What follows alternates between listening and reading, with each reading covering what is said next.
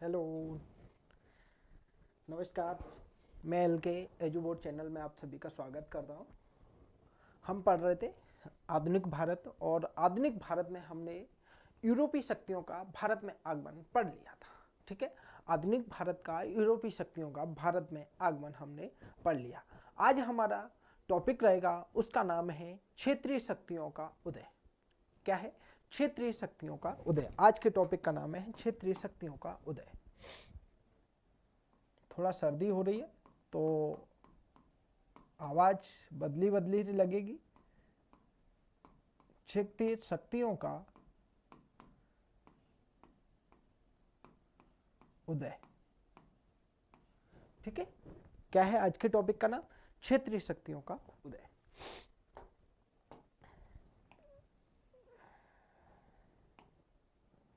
क्षेत्रीय शक्तियों के उदय के बारे में हम सबसे पहले उसका परिचय देखेंगे, उसके बाद प्रमुख क्षेत्रीय शक्तियां देखेंगे। तो मैं आपको थोड़ा सा इसके बारे में समझा देता हूं। पहले क्षेत्रीय शक्तियों का उदय क्यों हुआ, रीजन क्या था, क्या कारण थे कि जब 1707 में मुगल बादशाह औरंगजेब की मृत्यु हो जाती है तो क्या होता है, जो सूबे थे मुगलों के, वहां कौन सूबेदार रहते थे, उन सूबेदारों ने, उसके बाद जो मुगल बादशाह औरंगजेब की मृत्यु हो जाती है उसके बाद जो शासक बनते हैं वो कैसे थे, कमजोर उत्तराधिकारी हुए थे। अर्थात वो शासक कैसे थे, कमजोर थे। अब कमजोर थे तो अब जो सूबे थे मुगलों के जो सूबेदार थे, सूबे में नियुक्त किए जाते थे, उन्होंने क्या किया था, अपने आप को स्वतंत्र घोषित करने लगे थे धीरे धीरे। जैसे बंगाल है, अवध है, हैदराबाद है, जाट थे। ठीक है, इसके अलावा मैसूर है, सिख थे, ये सब रुहेलखंड था, इतने सारी चीजें, ये सब क्या हुआ था, अपने आप को स्वतंत्र घोषित कर रहे थे।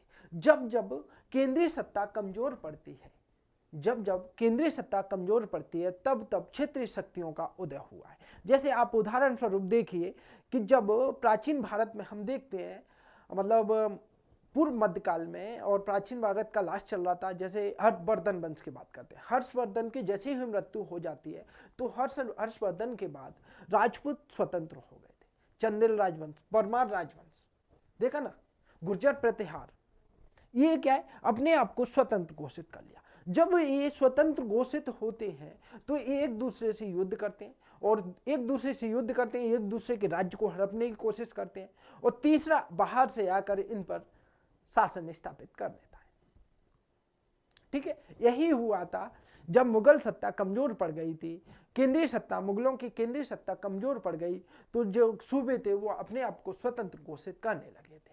तो हम सबसे पहले इसका एक परिचय देखेंगे। आज हमारी क्षेत्रीय शक्तियों की पहली क्लास रहेगी, और अभी तक हमने यूरोपियों का आगमन कंप्लीट कर लिया।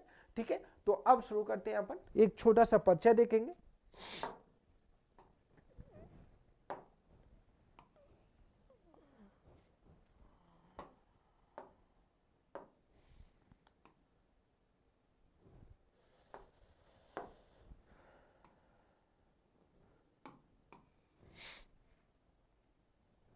यहां लिखिए परिचय।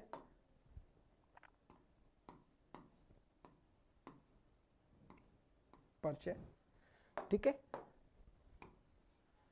और इधर लिखिए क्षेत्रीय, प्रमुख क्षेत्रीय शक्तियां, प्रमुख क्षेत्रीय शक्तियां।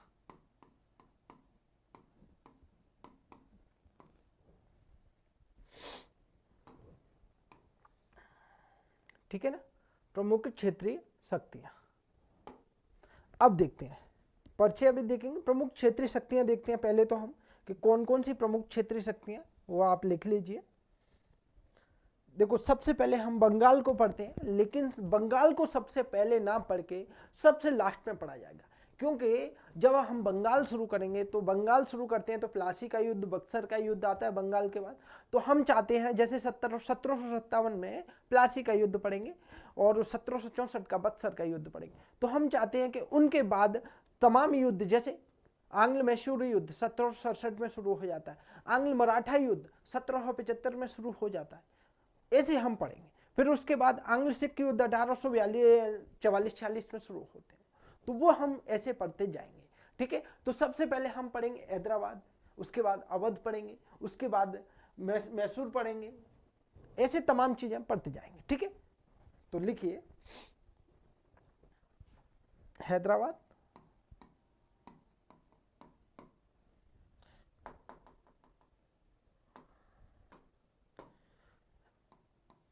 हैदराबाद, अवध, ठीक है, हैदराबाद, अवध, मैसूर, सिख,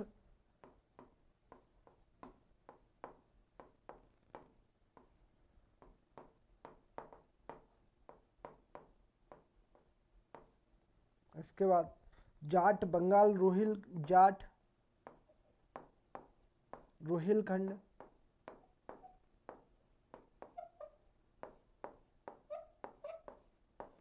ठीक है, राजपूताना,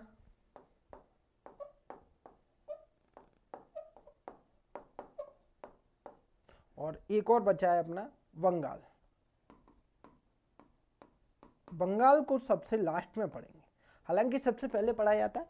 अब बंगाल को सबसे लास्ट में पढ़ने का रीजन है कि हमें माफ कीजिए, हमें संपूर्ण क्षेत्रीय जानकारी हो जाती है। फिर हम सीधा सीधा बंगाल को पढ़ेंगे, उसके बाद आंग्ल मैसूरी युद्ध पढ़ेंगे, उसके बाद अपन आंग्ल मराठा युद्ध पढ़ेंगे, सारी चीजें पढ़ते चलेंगे। ठीक है, तो अपन इसमें एक छोटा सा परिचय लिखेंगे।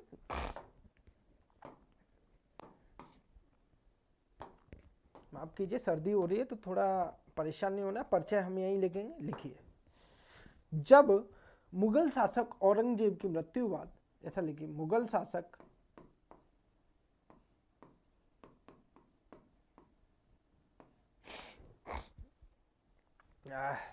बहुत सर्दी हो रही है।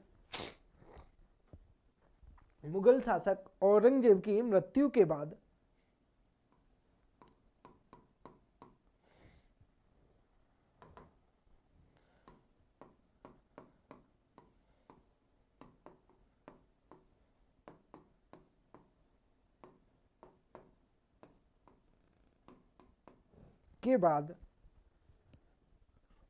कमजोर उत्तराधिकारी हुए, कमजोर उत्तराधिकारी हुए।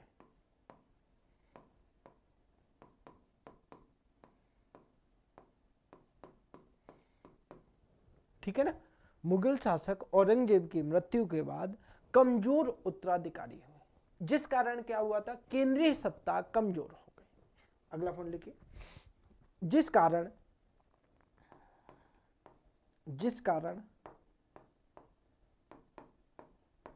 दिख तो रहा है ना सब कुछ, ठीक है, जिस कारण केंद्रीय सत्ता कमजोर हो गई।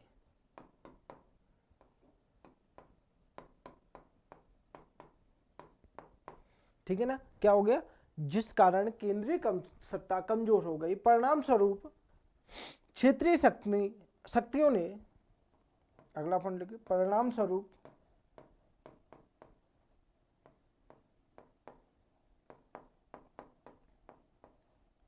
क्षेत्रीय शक्तियों ने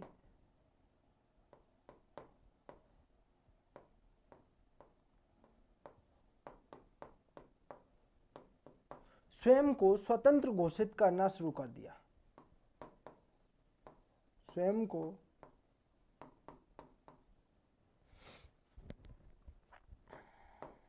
स्वतंत्र घोषित करना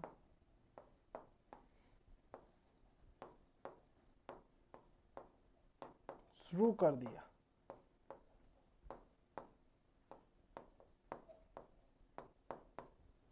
ठीक है ना, क्या हुआ था, औरंगजेब की मृत्यु हो गई, कमजोर उत्तराधिकारी हुए। अब क्या होता है, कमजोर उत्तराधिकारी हुए, इसीलिए जो क्षेत्रीय शक्तियां थी, सूबे थे, उन्होंने स्वयं को स्वतंत्र घोषित करना शुरू कर दिया था। जब दलबंदी होती है ना, गुटबंदी होने लगी दरबार में, जैसे कि मैं बता देता हूं, औरंगजेब की मृत्यु के बाद शासक कौन बनता है, बहादुर शाह प्रथम। उसके बाद कौन बनता है, जहांदर शाह। उसके बाद कौन बनता है, फर्रुखसियर। फर्रुखसियर के बाद कौन बनते हैं? उसके बाद रफ़ी-उद-दौला और रफ़ी-उद-दरजात। उसके बाद कौन बनता है? मोहम्मद शाह रंगीला। मतलब 1707 में औरंगजेब की मृत्यु होती है और 1719 तक इतने सारे शासक बन चुके थे। मोहम्मद शाह पहला कौन था? बहादुर शाह प्रथम, जहांदार शाह, फर्रुखसियर, रफ़ी-उद-दौला, रफ़ी-उद-दरजात और मोहम्मद शाह। मतलब 6 शासक बन चुके थे। कितने वर्ष में? मात्र 12-13 वर्ष में। तो क्या हो गया था? जब जब केंद्रीय सत्ता कमजोर होगी तो क्षेत्रीय शक्तियों का उदय होता है, वो स्वयं को स्वतंत्र घोषित करते हैं। कहा जाता है ना, ऐसे भी तो कहा जाता है कि जब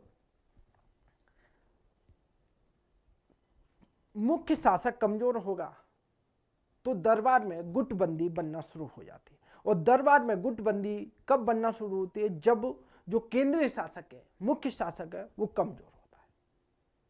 ठीक है ना? तो आगे अब हम लिखेंगे पहली क्षेत्रीय शक्ति के रूप में हैदराबाद।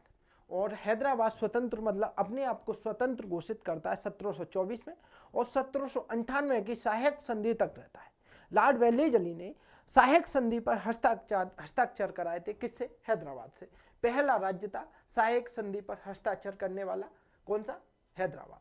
तो 1724 से 1798 तक रहता है। तो हेडिंग डालना है हमें हैदराबाद। एक सेकेंड।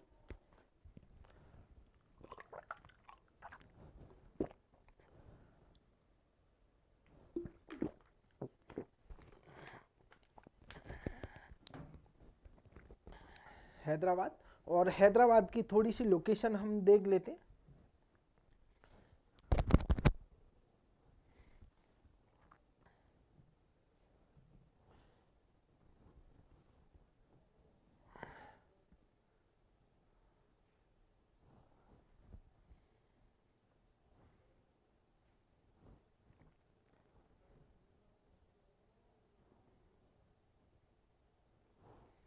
ये रहा हैदराबाद। दिख रहा है ना हैदराबाद? अच्छे से दिख रहा है या नहीं? या छोटा किया जाए?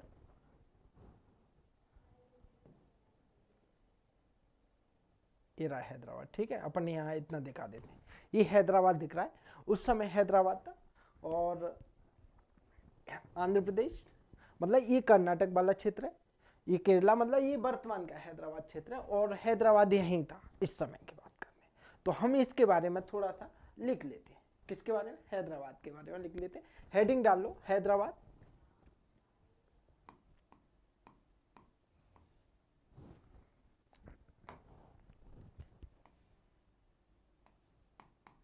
हैदराबाद। ठीक है।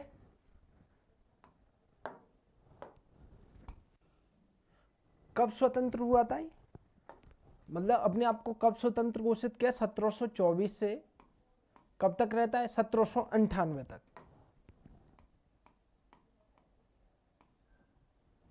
ठीक है। लॉर्ड वेलेस्ली की सहायक संधि तक रहता है। कौन? हैदराबाद। तो हम हैदराबाद के बारे में लिखना शुरू करेंगे। लिखिए पहला पॉइंट। पहली बात तो इसके बारे में लिखिए। स्थापना अपन ने पढ़ना क्या क्या है? 2 चीज देखनी है इसमें। एक तो इसकी स्थापना देखनी है और स्वतंत्र राज्य की स्थापना कब हुई तो वो देखनी है। मतलब हैदराबाद को किसने बसाया? हैदराबाद नगर को। पहला पॉइंट तो ये रहेगा। और दूसरा है कि स्वतंत्र राज्य की स्थापना। दिख तो रहा है ना? सब कुछ क्लियर हो रहा है? ठीक है। तो पहली बात, पहला पॉइंट है कि इसकी स्थापना, और दूसरा पॉइंट है स्वतंत्र राज्य की स्थापना। स्वतंत्र राज्य की स्थापना।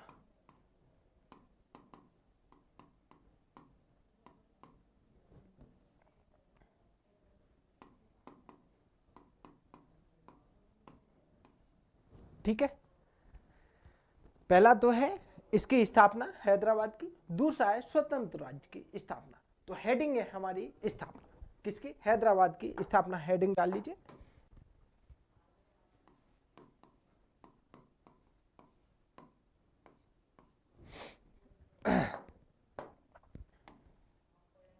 और इसमें पहला पॉइंट हमें लिखना है। ठीक है, चलिए लिखिए पहला पॉइंट। 1589 में कब? 1589 में गोलकुंडा के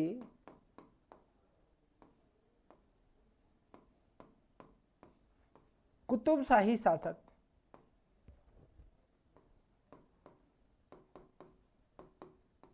गोलकुंडा के कुतुबशाही शासक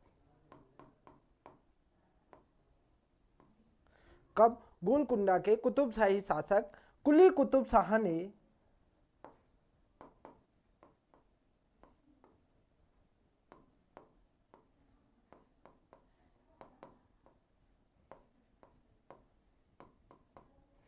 कुतुबशाही शासक कुली कुतुब शाह ने मूसी नदी के किनारे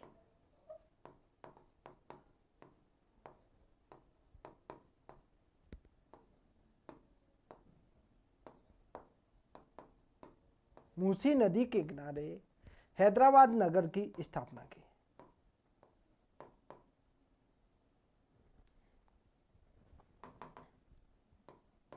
हैदराबाद नगर की स्थापना की।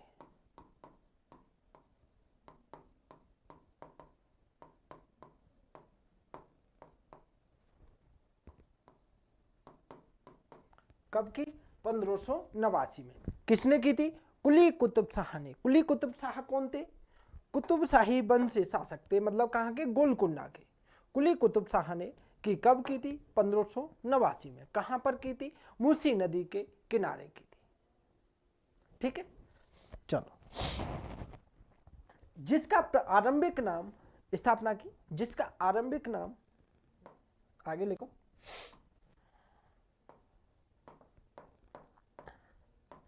जिसका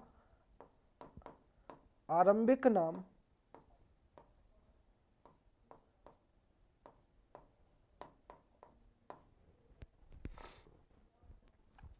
भाग्यवती था।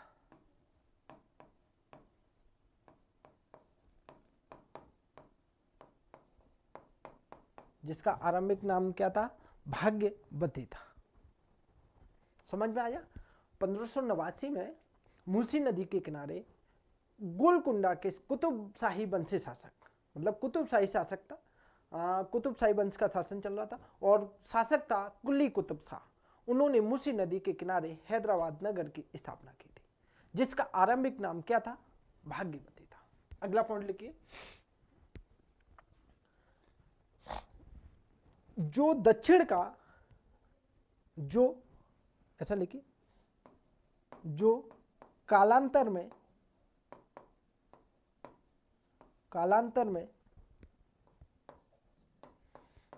दक्षिण का प्रमुख केंद्र बना। दक्षिण का प्रमुख केंद्र बना।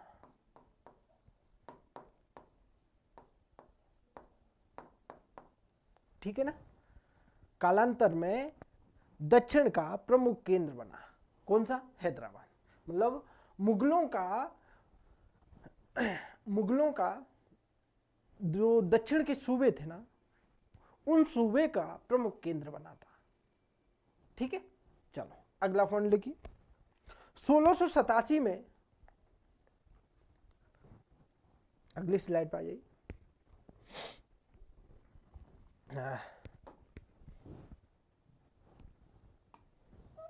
लिखिए पहला पॉइंट, 1687 में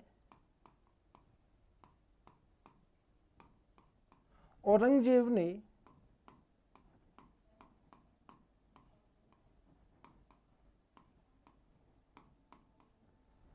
गोलकुंडा को अपने, औरंगजेब ने गोलकुंडा को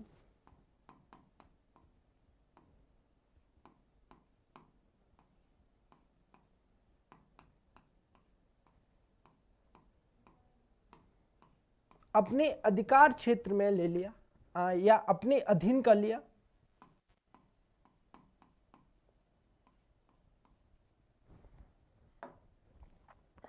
अपने अधीन कर लिया। किसको कर लिया था? गोलकुंडा को। 1687 में औरंगजेब ने गोलकुंडा को अपने अधीन कर लिया।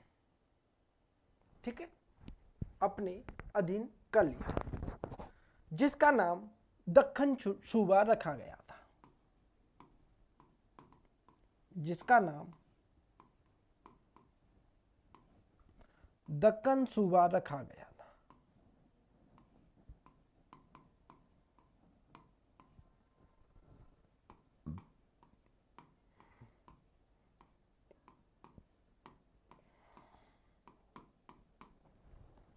ठीक है ना, इसका नाम क्या रखा गया था? दक्कन सूबा रखा गया था। 1687 में औरंगजेब ने गोलकुंडा को अपने अधीन कर क्या रखा है? उसका नाम दक्कन सूबा रख दिया था। अगले पॉइंट पे आइए। दक्कन सूबा में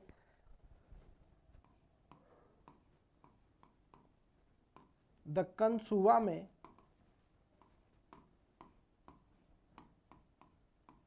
दक्षिण भारत के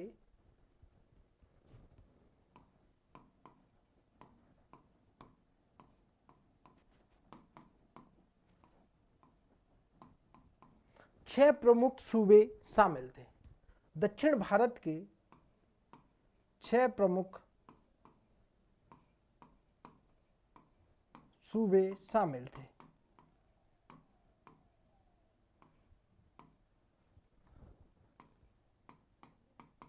वो कौन कौन से छह प्रमुख सूबे? छह प्रमुख सूबे कौन कौन से थे?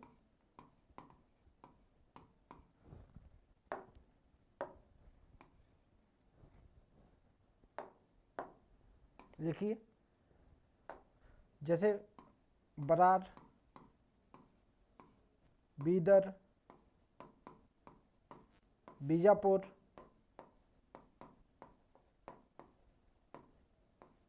हैदराबाद, औरंगाबाद,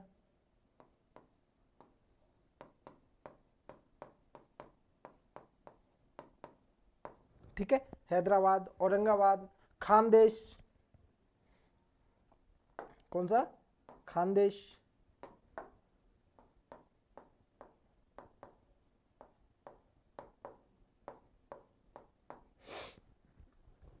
बरार, बीदर, बीजापुर, हैदराबाद, औरंगाबाद, खानदेश इत्यादि छह प्रमुख सूबे शामिल थे।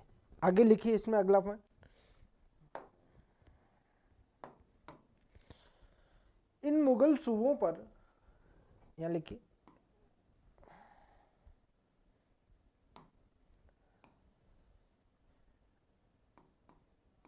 इन मुगल सूबों पर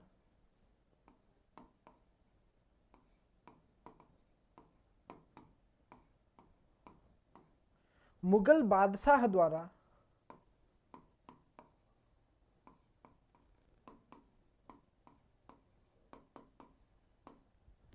मुगल बादशाह द्वारा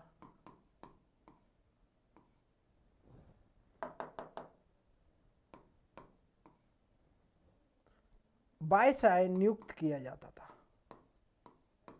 वायसराय या बोल सकते हैं सूबेदार या गवर्नर नियुक्त किया जाता था।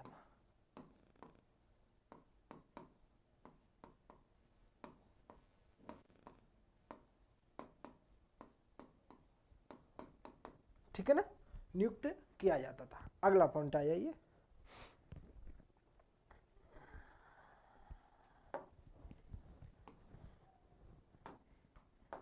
लिखिए अगला पॉइंट। औरंगजेब की मृत्यु के बाद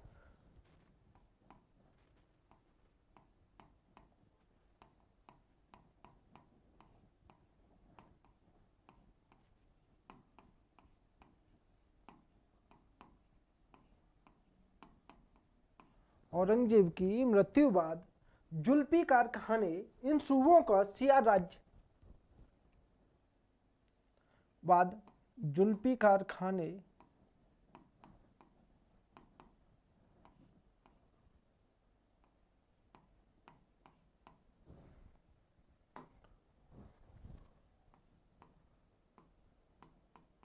इन सूबों को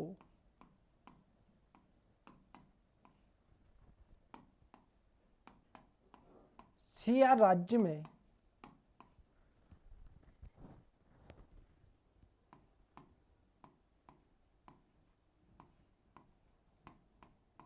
परिवर्तित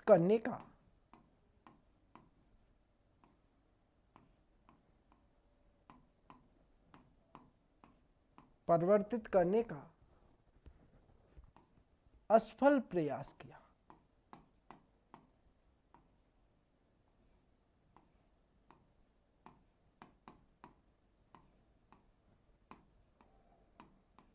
किसने किया था? जुल्फिकार खान ने। मतलब औरंगजेब की मृत्यु हो गई, उसके बाद बहादुर शाह प्रथम शासक बनता है, लेकिन कैसा था? कमजोर था। उसके बाद जहांगीर शाह बनता है, वो भी कमजोर था। अब इतने सारे कमजोर शासक हो रहे थे, तो जुल्फिकार खान जैसे इसमें क्या हो गया था? दल बन गए थे, ईरानी दल, तुरानी दल, अफगानी दल, भारतीय दल।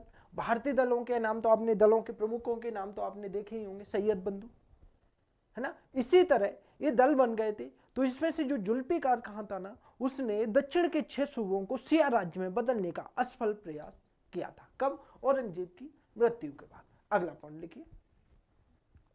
1713 में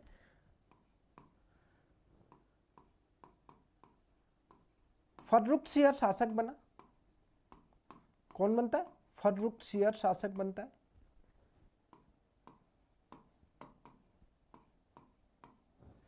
फर्रुखसियर ने निजाम उल मुल्क को, किसको? निजाम उल मुल्क को, देखिए, सूबेदार बनाकर भेजा। फर्रुखसियर ने निजाम उल मुल्क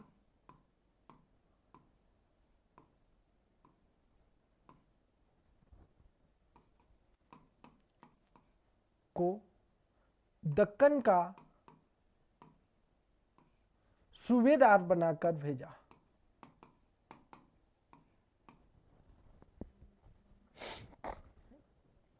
सूबेदार बनाकर भेजा। कब भेजा था? 1713 में। परंतु दरबार में राजनीतिक अस्थिरता या दलबंदी या गुटबंदी होने के कारण इसे वापस बुला लिया था। तो लिखिए, बनाकर भेजा, परंतु दरबारी गुटबंदी के कारण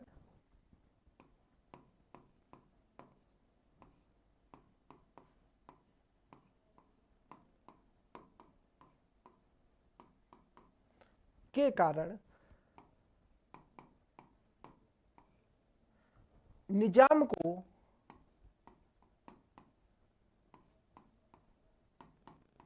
वापस दिल्ली बुलाया।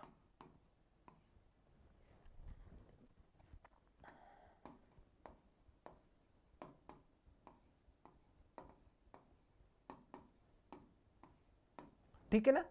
दरबार में गुटबंदी होने लगी थी। फर्रुखसियर जैसे कि पहले बहादुर शाह प्रथम था, फिर जहांगीर शाह था, जिसे लंपट मुल्क कहते हैं। फिर 1713 में फर्रुखसियर शासक बनता है, और फर्रुखसियर शासक बनता है तो क्या होता है? इसने पहले तो जुल्म उसको, निजाम को हैदराबाद का या दक्कन का सूबेदार बना के भेज दिया। परंतु अब गुटबंदी शुरू हो गई थी, षड्यंत्र शुरू हो गए थे दरबार में। षड्यंत्र शुरू हुए तो इसने निजाम को पुनः वापस बुला लिया था। ठीक है, लिखिए आगे।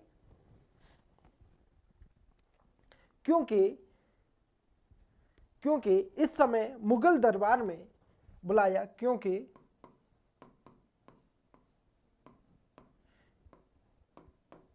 इस समय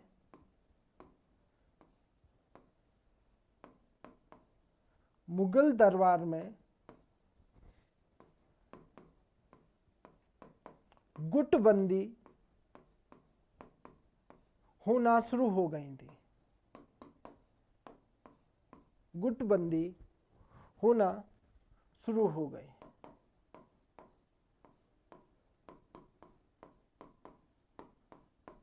ठीक है ना। दरबार में गुटबंदी होना शुरू हो गई और प्रमुख गुट या प्रमुख दल इस प्रकार बने।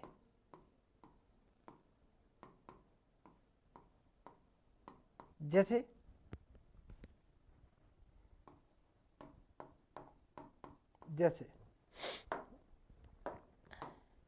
ईरानी दल। सबसे पहले कौन सा? ईरानी दल मान लो।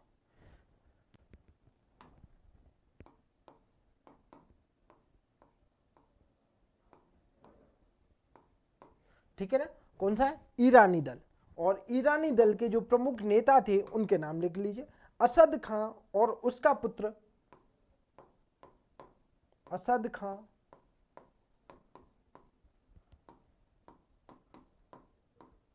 और उसका पुत्र जुल्फिकार खां।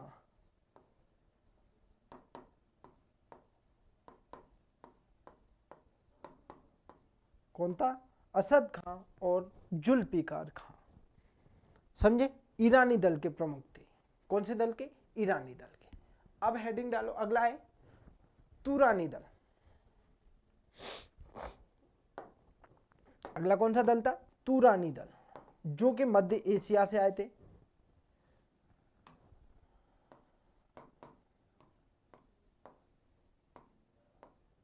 ठीक है, तुरानी दल के प्रमुख थे निजाम उल मुल्क और गाजीउद्दीन। मतलब यहां लिखिए गाजीउद्दीन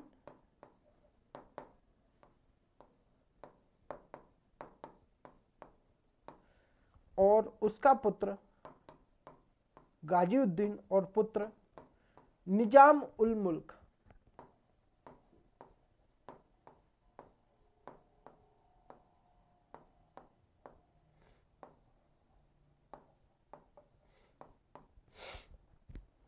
गाजीउद्दीन और उसका पुत्र निजाम उल मुल्क कौन से, तुरानी दल के प्रमुख थे। समझ में आया, ईरानी दल ईरान से आए थे, तुरानी दल मध्य एशिया से आए हुए मुगल सेवा में कार्य करते थे। ठीक है, कहां से आए थे, मध्य एशिया से आए थे और मुगल सेवा में कार्य करते थे, तुरानी दल। अगली डालो, अफगानी दल। अगली हेडिंग है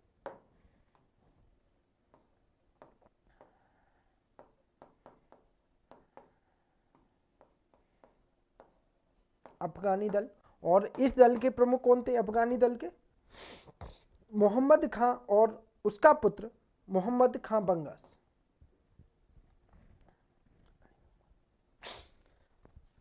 मोहम्मद खां बंगस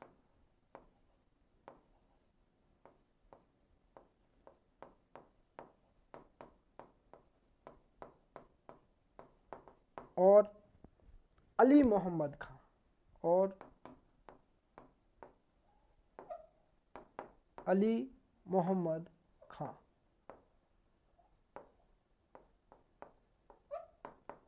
ये कौन से थे, अफगानी दल के प्रमुख थे।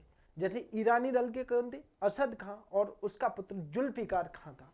ठीक है, तुरानी दल के गाजीउद्दीन और निजाम उल मुल्क थे। अफगानी दल के मोहम्मद खां बंगस और अली मोहम्मद खां। ठीक है, अब डालो, अगला पॉइंट है भारतीय दल।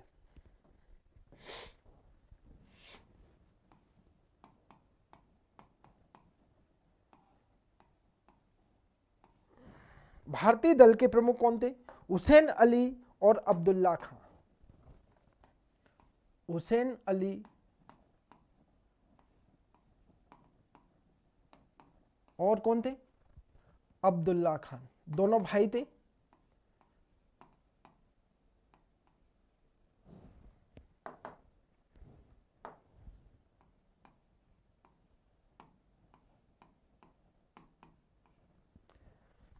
इन्हें सैयद बंधु के नाम से जाने जाते हैं।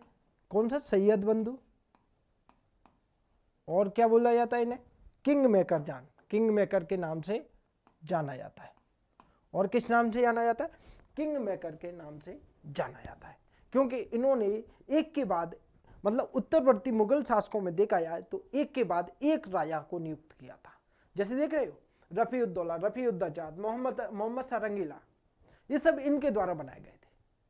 फर्रुख शेर को हटवा दिया। उसके बाद रफीउद्दौला और रफीउद्दरजात, उसके बाद मोहम्मद सारंगीला, एक के बाद एक शासक बनाया जाता है, इसीलिए इन्हें किंग मेकर के नाम से भी जाना जाता है। भारतीय दल के प्रमुख थे कौन से, हुसैन अली और अब्दुल्ला खां, सैयद बंधु थे। ठीक है, इस तरह से दरबार में गुटबंदी बनी थी। अगला पॉइंट लिखते हैं 1722 से 24 में।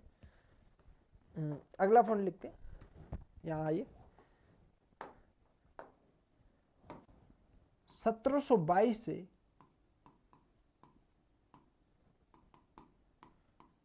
1724 तक किसको, निजाम उल मुल्क को मोहम्मद शाह ने अपना वजीर नियुक्त किया था। तो लिखिए तक निजाम, आगे मैं निजाम ही लिखूंगा सिर्फ उल मुल्क को अपना वजीर नियुक्त किया, को मोहम्मद शाह द्वारा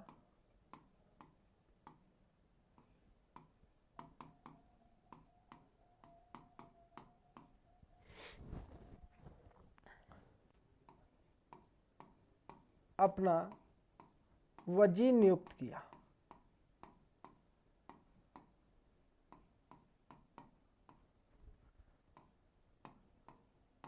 अब क्या होता है, 1724 तक निजाम उल मुल्क वजीर के पद पर रहते हैं, मतलब सबसे प्रमुख पद होता है राजा के बाद, केंद्रीय शक्ति मतलब जो राजा होता है, बादशाह होता है, उसके बाद वजीर सबसे प्रमुख पद होता है। तो निजाम उल मुल्क को अपना वजीर नियुक्त किया था कब, 1722 से 24 के बाद। लेकिन ये दलबंदी चल रही थी, जैसे ईरानी दल, तुरानी दल, अफगानी दल, भारतीय दल, ये जो दलबंदी चल रही थी, कहाँ दरबार में षड्यंत्रबाजी चल रही थी। इस षड्यंत्रबाजी से परेशान होकर निजाम उल मुल्क वजीर का पद छोड़कर दक्कन की ओर प्रस्थान कर जाते हैं। ठीक है, कहाँ, दक्कन की ओर प्रस्थान कर जाते हैं। तो लिखिए अगला पॉइंट, परंतु निजाम, अगला लिखिए, परंतु निजाम दरबारी षड्यंत्रबाजी से परेशान होकर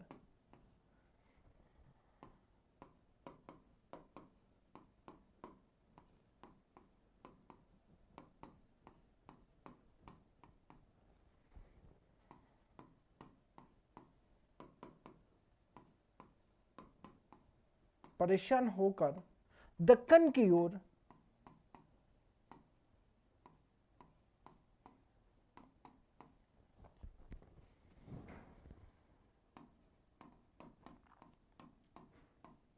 प्रस्थान कर जाते हैं।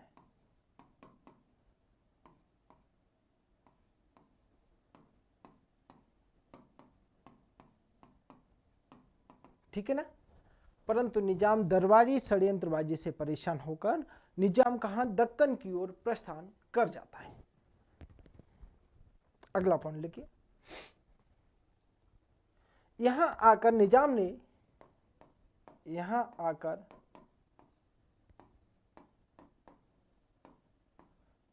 ने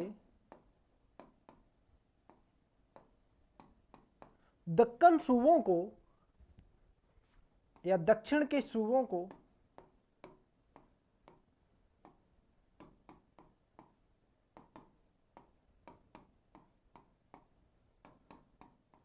अपने अधीन करना शुरू कर दिया, अपने अधीन करना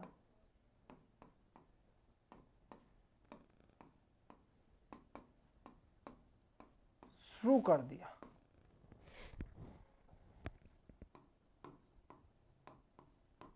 ठीक है ना, यहां आकर निजाम ने दक्षिण के सूबों को अपने अधीन करना शुरू कर दिया। अब लेकिन इस समय दक्षिण का जो मुगल सूबेदार था उसने इसका विरोध किया, उसका नाम था मुबारिज खान। अब शुरू कर दिया तो दक्षिण का सूबेदार है, तो ऑब्वियसली बात है कि वहां उस समय तात्कालिक सूबेदार होगा, वो इसका विरोध करेगा। तो अगला पॉइंट लिखिए,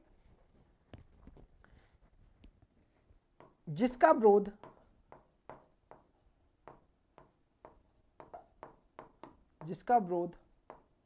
दक्षिण के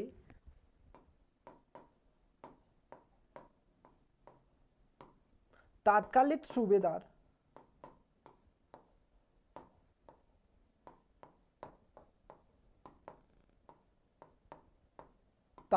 सूबेदार मुबारिज खान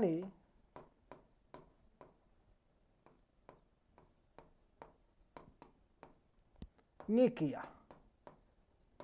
किसने किया? मुबारिज खान ने किया। परिणाम स्वरूप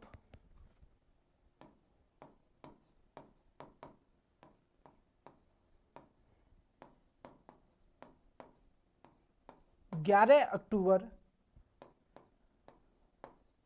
परिणाम स्वरूप 11 अक्टूबर 1724 को, कब? 1724 को, 11 अक्टूबर 1724 को मुबारिज खान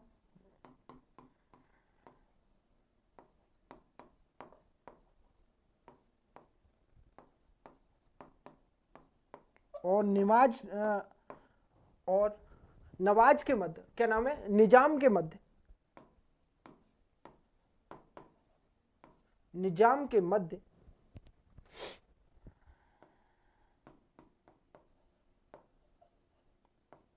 सकरखेड़ा का युद्ध हुआ। सकरखेड़ा का युद्ध हुआ। और ये सकरखेड़ा कहां पर है? महाराष्ट्र में, ठीक है ना। कहां पर है? महाराष्ट्र राज्य में स्थित सकरखेड़ा का युद्ध हुआ। कब हुआ था? 11 अक्टूबर 1724 को। समझ में आया?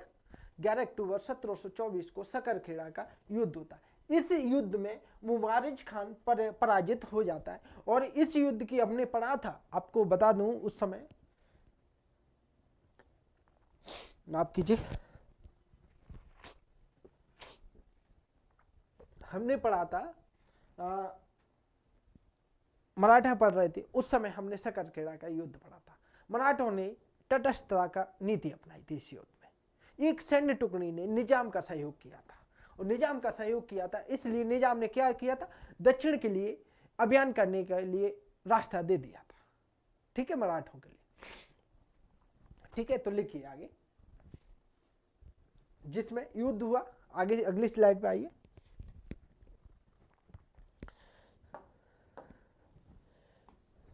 इस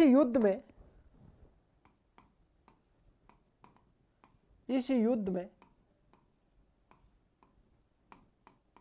मुबारिज खां की पराजय हुई।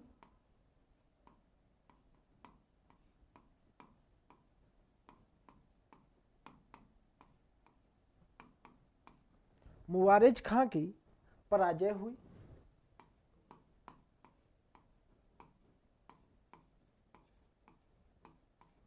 ठीक है ना। इस युद्ध में मुबारिज खां की पराजय हुई और निजाम ने दक्षिण सूबों को अपने, और एक सेकंड, और निजाम ने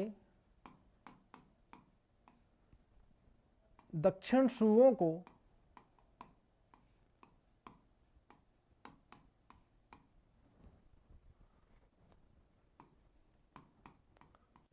अपने अधीन कर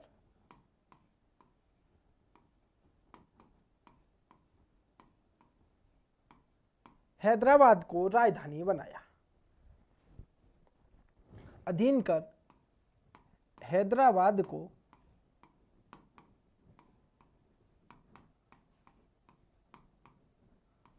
राजधानी बनाया।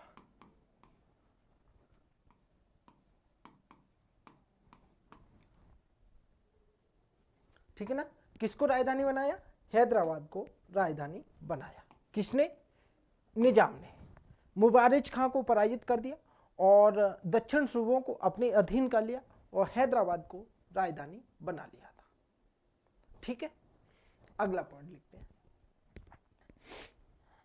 मुगल शासक मोहम्मद शाह द्वारा, अब क्या होता है देखो, मजबूरन मुगल शासक मोहम्मद शाह द्वारा इसको स्वतंत्र राज्य की परमिशन दी गई थी और निजाम को आसफ जहां की उपाधि के साथ स्वतंत्र राज्य घोषित कर दिया। किसने? मोहम्मद शाह रंगीला द्वारा। तो लिखिए,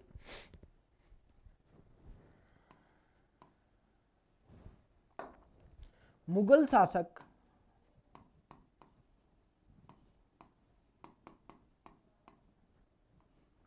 मोहम्मद शाह द्वारा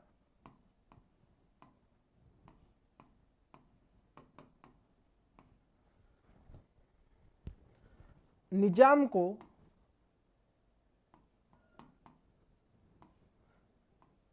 आसफ जहां की उपाधि देकर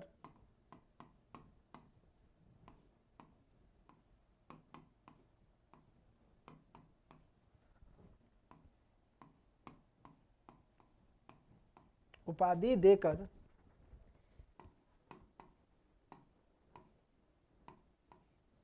हैदराबाद को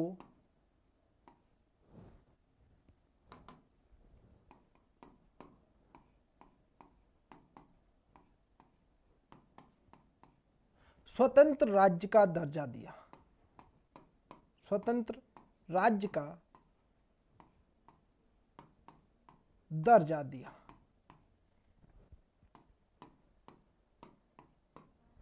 ठीक है, आसफ जहां की उपाधि दे दी किसको? देखो मोहम्मद शाह द्वारा, किसको द्वारा? उस समय शासक था मोहम्मद शाह। निजाम को आसफ जहां की उपाधि दे दी, आसफ जहां की उपाधि दे दी और स्वतंत्र राज्य का दर्जा दे दिया। क्या दे दिया? स्वतंत्र राज्य का दर्जा दे दिया। तथा अगला पॉइंट लिखिए, तथा आसफ जहां को या निजाम को दक्षिण का सूबेदार नियुक्त किया। ये सब मजबूरन किया था। दक्षिण का सूबेदार नियुक्त किया।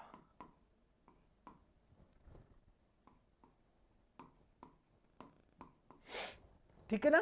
तथा आसफ जहां को दक्षिण का सूबेदार नियुक्त किया था। किसने कर दिया था? मोहम्मद शाह रंगीला द्वारा।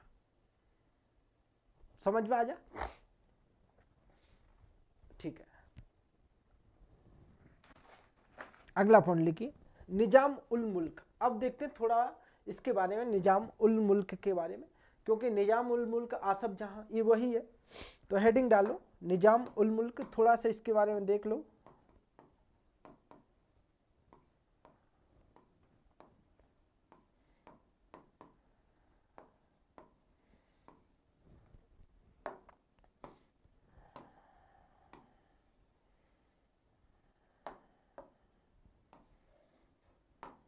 पहला पॉइंट लिखिए निजाम उल मुल्क के बारे में।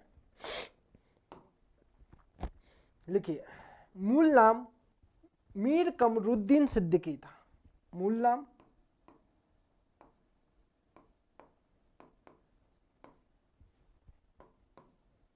मीर कमरुद्दीन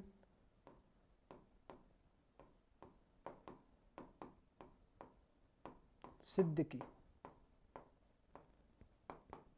ठीक है, निजाम का मूल नाम क्या था? मीर कमरुद्दीन सिद्दीकी। औरंगजेब ने इसको क्या उपाधि दी थी? तो लिखते हैं अपन, है ना।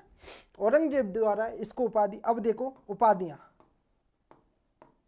उपाधियां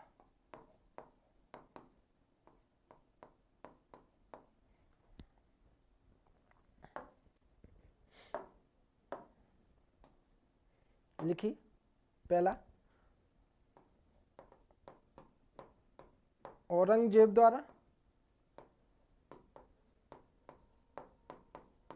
उपाधि की बात करें, औरंगजेब द्वारा चिनकलीज खां,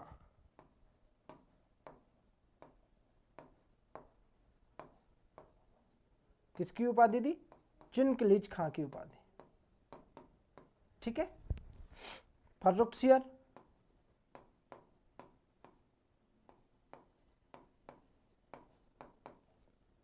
फर्रुखसियर द्वारा निजाम उल मुल्क की।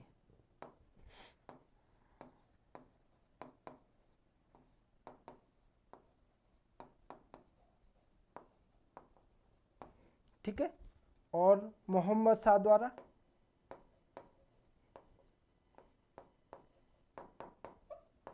आसफ जहां, किसकी? आसफ जहां की उपाधि दी। इस तरह से निजाम उल मुल्क को औरंगजेब द्वारा चिनकलीज खां की उपाधि दी गई थी, फर्रुखसियर द्वारा निजाम उल मुल्क की दी गई थी और मोहम्मद शाह द्वारा आसफ जहां की उपाधि दी गई। आसफ जहां की उपाधि के साथ ही यह दक्षिण का सूबेदार मान लिया गया था। ठीक है, अब इसके कार्य हम कल पढ़ेंगे। किसके? थोड़ा सा एक अगली स्लाइडों पर आ जाइए, उसमें थोड़ा सा बाकी और बचा है, वो लिख लेते हैं, फिर बाकी के कार्य हम अगली स्लाइड पे पढ़ेंगे। अगला पॉइंट इसमें एक पॉइंट लिखिए, इस प्रकार 1724 में निजाम उल मुल्क ने हैदराबाद में आसफ जाही वंश की स्थापना की।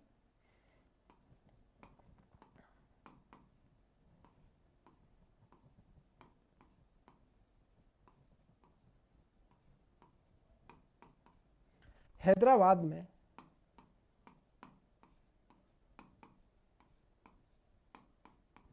आसफ जाही वंश की स्थापना की।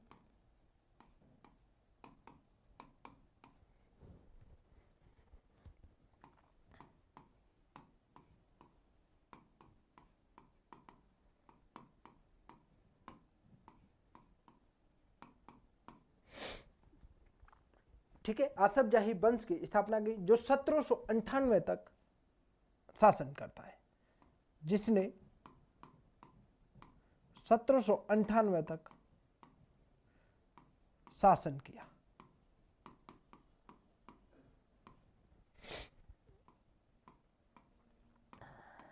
कब तक शासन किया? 1798 तक शासन किया। ठीक है, तो हेडिंग है अपनी प्रथम निजाम,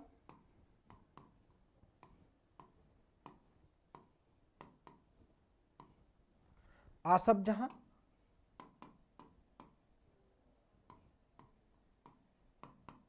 ठीक है, और कब से कब तक बैठता है? 1724 से 48 तक बैठता है, 1748 तक, जिसके निम्न कार्य रहते हैं, उन्हें हम कल कंप्लीट करेंगे। मिलते हैं कल। जय हिंद, जय भारत।